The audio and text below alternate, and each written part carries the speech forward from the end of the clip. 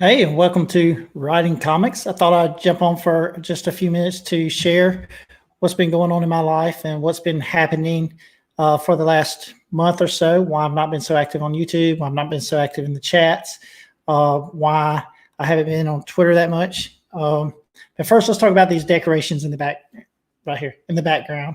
Uh, Me and my wife have been married for 25 years. We just celebrated our 25th anniversary, but she's made it very easy. She is a great woman. She has taken care of me, and it made it seem like a quick 25 years.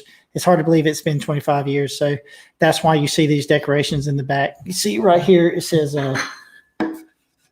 we still do. So that was sweet. But that's why we haven't been having some kind of 80s party or something with the silver, like balloons and bells and whatever this is hanging on the mirror. We've had a anniversary celebration. So as some of you may know, some of you may not know, about a month ago, Mississippi took a massive hit by tornadoes. There was just communities were decimated. I work for a power company, so when something like that happens, I have to respond. I don't have any choice. My work just takes me. That's what my work is, my normal work. So I have to respond to those kind of events. And Mississippi we got hit by 72 tornadoes within this year. So it's just been an amazing amount of tornadoes and amazing amount of destruction. So, but life goes on. We have to get the power back on so that those people can begin to rebuild. And that's what took up the majority of the time that I've been away. 2 weeks, I was working 17 hours straight a day. So it was a major task, but we got that completed. But then the COVID was also going on at that time, and the city that I work in is a college town. And when they shut down the college, we worked for the city. We were contracted to the city, and when they shut down the college, there was no students in that town, and that's what really drives the economy is the students. So there was no tax revenue coming into the city, so they had to let us go. And we went to. It didn't hurt my work, and it didn't hurt me financially or anything like that. It's just I had to make a move. I had it set up there where I was working in a hotel where I could stream and I could join some of the chats and I could join some of the other comic skate creators streams. But that's kind of been disrupted at this point because the city where I was working had no tax revenue, so I had to move, and my company moved me to Oklahoma for 8 days. I worked there for 8 days and really never could set anything up or get any kind of steady schedule where I could schedule streams or anything like that. And then they decided because several of our employees were in a shift in a transition because of some companies were able to keep employees on, contractors on, and some companies were not able to keep contractors on. So we had to move a bunch of people around. So what happened was they sent too many people to Oklahoma. The company we were working for wasn't willing to pay for the amount of people that we sent over there. So I was one of the ones that got moved again. So they moved me to North Mississippi, and I've begun working there, and I'm hoping to maybe be in a steady place. As most of you know, if you watch my normal streams, I stream out of the hotel most of the time, and because at night it's something I have to do. I don't have any family responsibilities while I'm there, so I can spend that time streaming. And it's just I've been in a state of flux, a state of movement, so it's been hard to try to get anything steady set up to do that. But now I think maybe that I'm going to be there for maybe a month, maybe 2 months before. It's just according when they open up the colleges at the town where I was working. Of course, they're going to have us back, and maybe then it'll be steady for sure.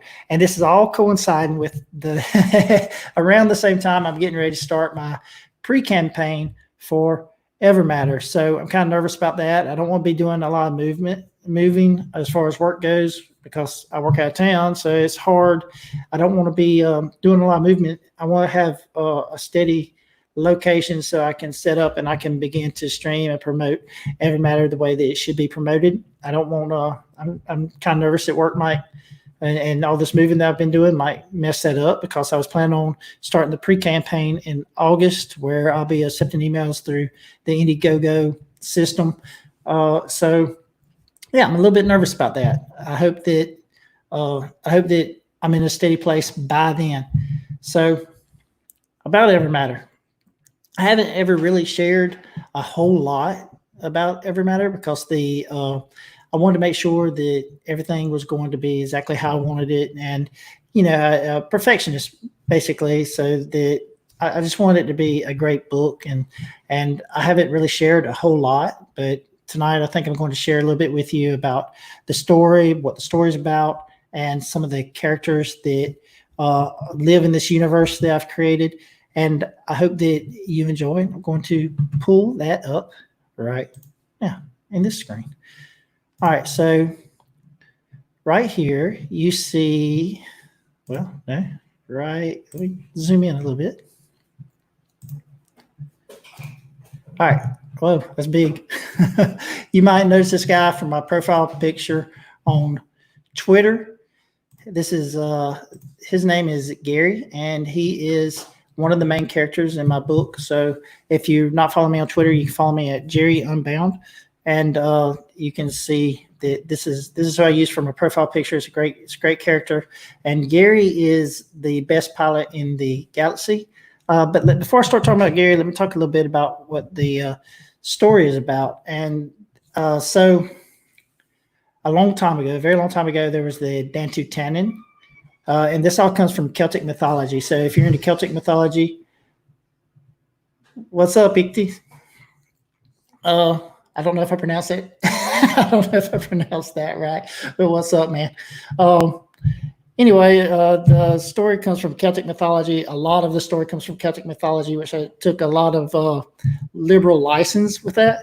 So, but the Dantu Tannen and the Fomorians were at war a long time ago. And these are, you would probably recognize these guys as, like, you would recognize them. It's kind of like Greek mythology or something. You have the gods that are always fighting and bickering amongst each other. Well, that's how the Dantu Tannen and the Fomorians are. They're basically just fighting against each other, and they've always been a push and pull. But years and years ago, the Fomorians were defeated, and they were basically wiped out. But at this point in time, there's a entity out there that is starting to gather up forces and start to gather Fomorians together and start to put together a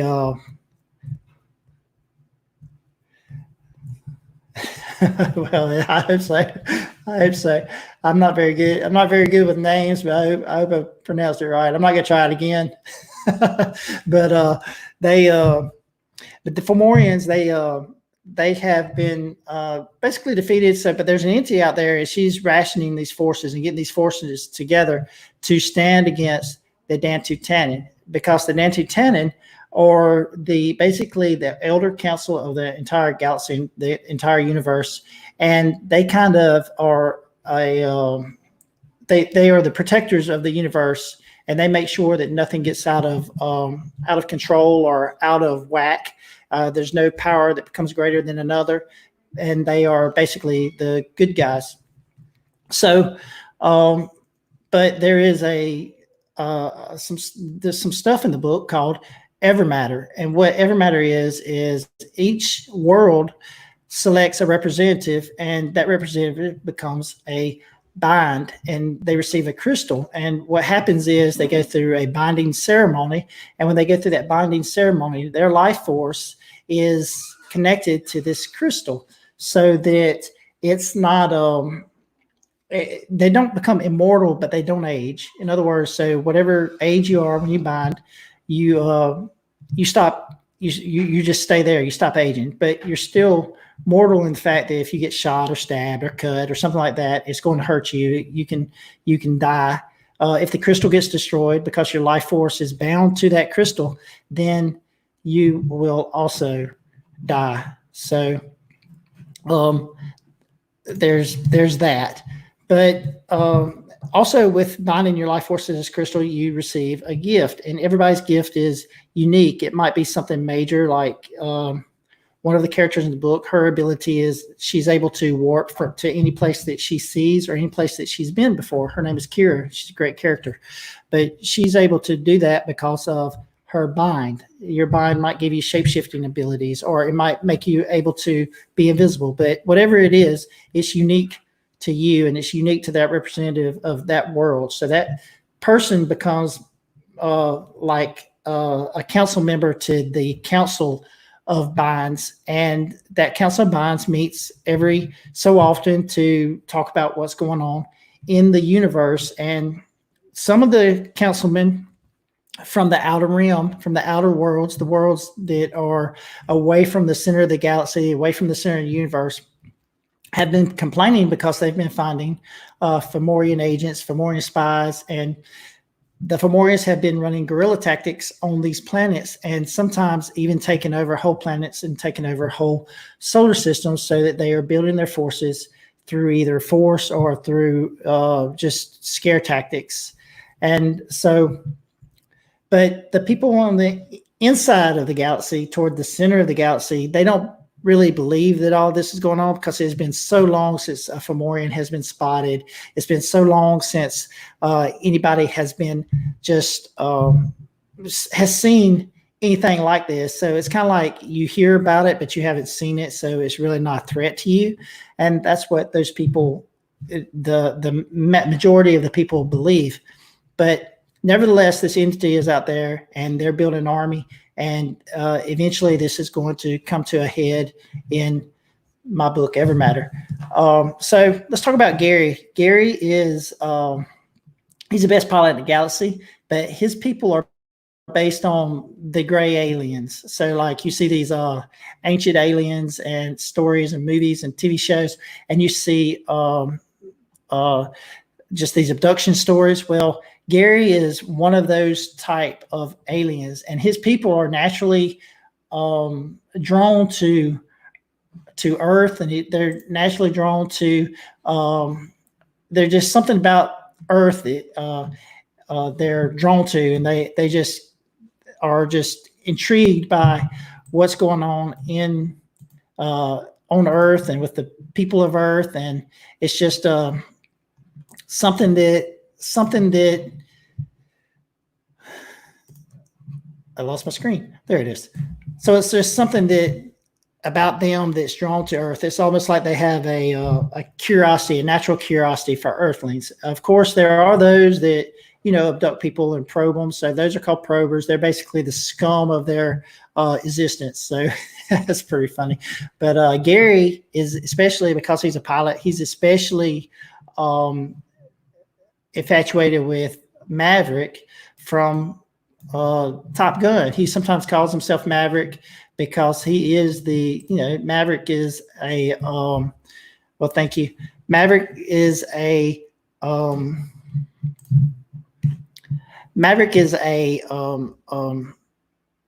fictional character. Gary is the real life Maverick, basically, in his world, and that's who he sees himself as. And he is a decent pilot. There's nothing shabby about his piloting skills at all. As a matter of fact, he would be said to be one of the best pilots in the galaxy. And let's get to another page.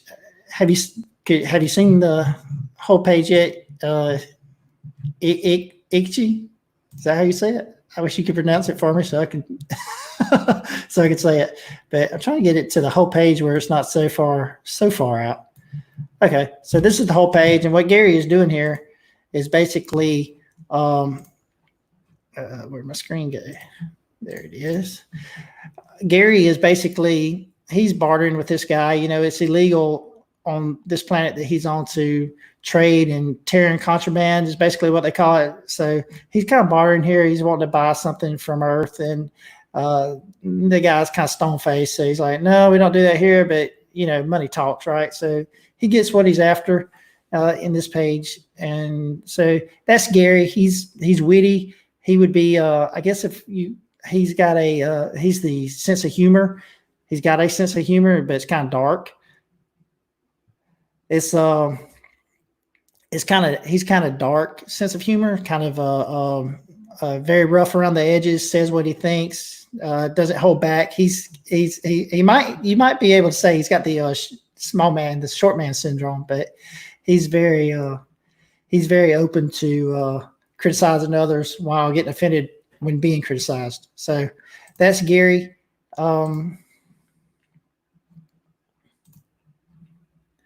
And let's see if I can get to the next page here. Here is my shared screen. There it is. All right, let's see. All right, so this is the next page, and what's happening here is we're having the meeting of binds in this page, and Bind Haggard, the guy that's speaking here, he's kind of showing up in green because this tech spear is projecting his image a lot larger, and so that the crowd of people here can hear what he's saying. But Bind Haggard is from the Outer Rim, and he's pleading with the Council of Binds, telling them that, you know, this is going on. I found Fomorian spies, and we're having to fight this fight. I need help with it. You know, we can't do it alone, basically. And but Kira is up here in one of these windows, and you can see Bind Haggard.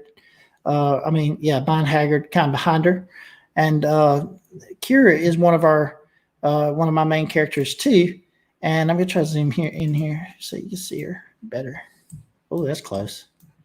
But so Kira here, she's having a drink. She's been through because she is a bind. She's been through dozens and dozens of these meetings, and it's the same thing over and over, right? She always hears these people from the Outer Rim come in and they say, you know, Fomorians are attacking. We found Fomorian spies, and it's just what it is. It's the same thing over and over. So she's basically become kind of jaded, but at the same time, she also knows that the Dantutanen have become, and the Council of Binds have become more political than action-oriented. So she also knows that even if there was something going on, even if there were Fomorian worlds falling under attack by the Fomorians, she feels like that she's done seen this so many times before. That the Council of Binds have done become basically impotent because they don't ever act. They more talk than action at this point, because they're not really doing what they set out to do as far as protect the galaxy. They think that they have enough political power now that they can keep other worlds in check and keep anything that goes wrong in the galaxy or in the universe in check through political means. But it's just become a bureaucracy. So there's that. So Kira's kind of jaded toward the Council of Binds, but she is powerful. And this is the character I was talking about, that she can warp anywhere she sees or anywhere that she's been before. And basically the lettering isn't in yet, but basically in this panel, I'm going to zoom out just a little bit to get it. Basically in this panel where her back is turned, where is it right here? Yeah, there we go. That's big. It's big and bright. All right there. Yeah.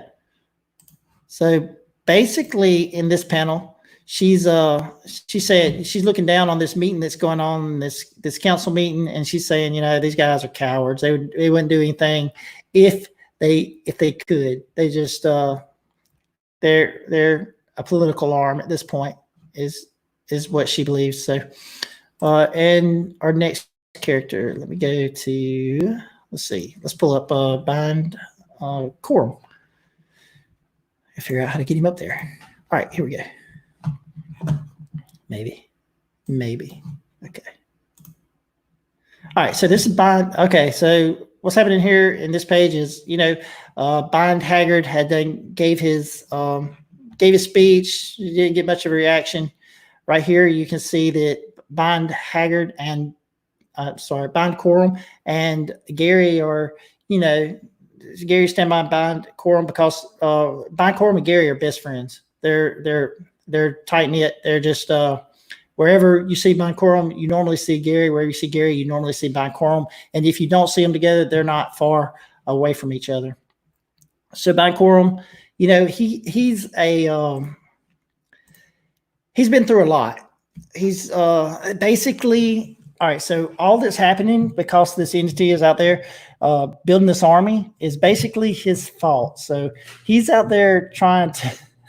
So he's broken. He's got some issues with trusting people with because he made a mistake in the past that still haunts him.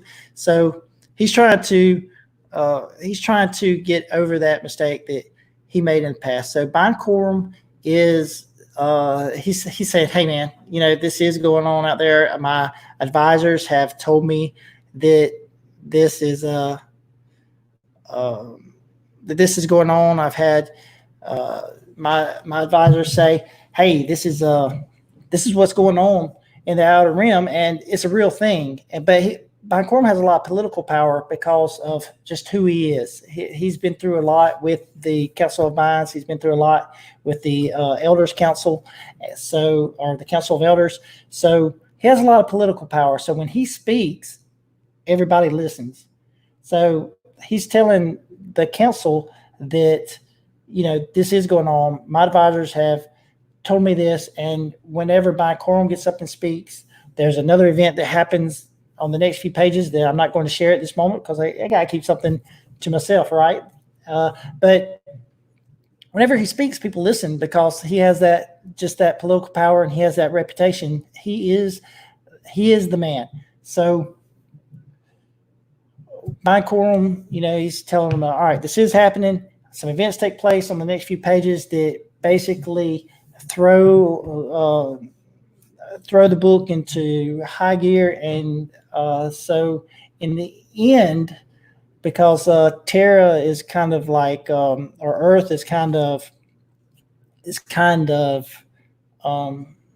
technologically inferior, then they're kind of technologically inferior, so the Council of Elders have not allowed a bind to be selected from that planet at this point. So what winds up happening is Bind Corum makes his speech.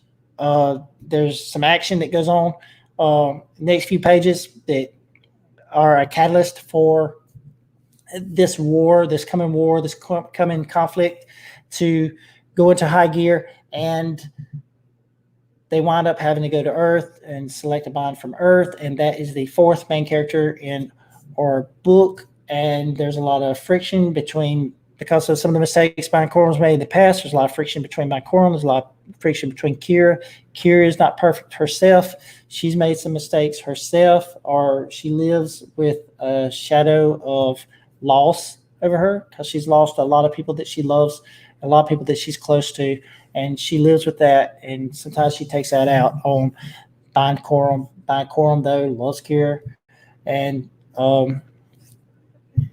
tries to mend their relationship, but I don't know. We'll see. We'll see what happens between the two of them, but they're forced to work together. Even with this friction between the two of them, they're forced to work together to stop the coming Fomorian war, or try to keep war from happening.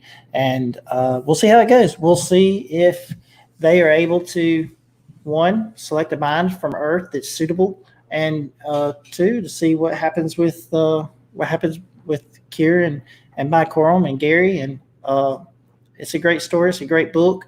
I don't know what else to say about it. That's about all I'm willing to share at this point.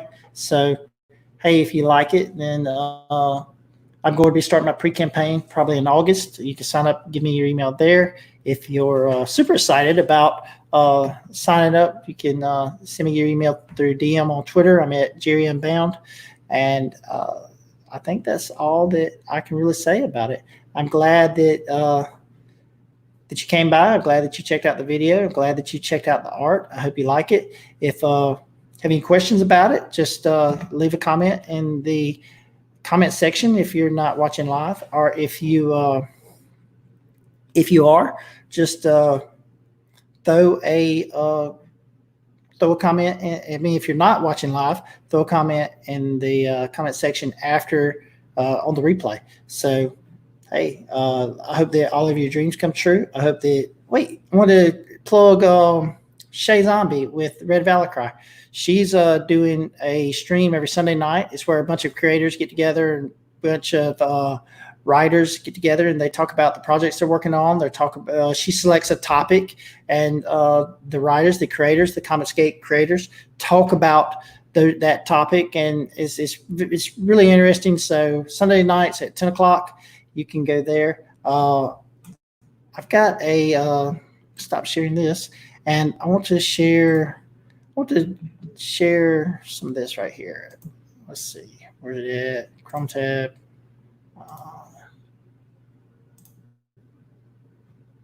Let's see.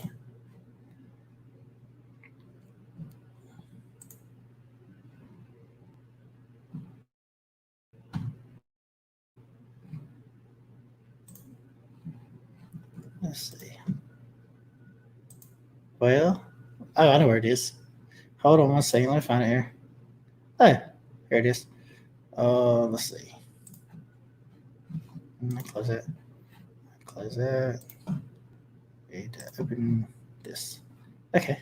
So share screen. Chrome tab.